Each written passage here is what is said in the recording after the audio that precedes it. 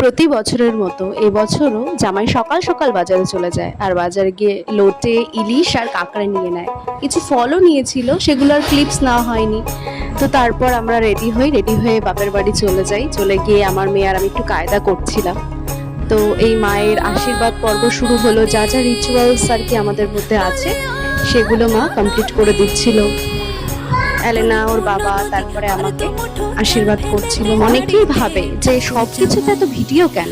আরে এই মুহূর্তগুলোই তো পরে যখন আবার দেখি বা কত বছর পরে আবার যখন দেখবো তখনই তো ভালো লাগবে না? এই স্মৃতিগুলো তো এই ক্যামেরাতে থাকে বলেই তো আবার মনে করায় ভালো দিনগুলো বা এই ভালো মুহূর্তগুলো, যেগুলো ক্যামেরা বন্দি থাকলেই একমাত্র দেখা যায়।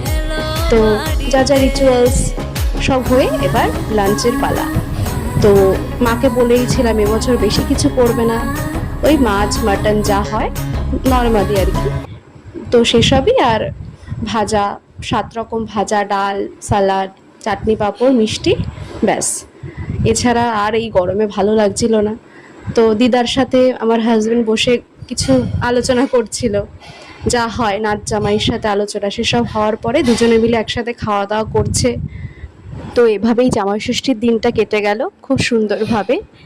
এরপর রইল পরের দিনের। তো ভিডিওটি খুব তাড়াতাড়ি আসছে। টাটা।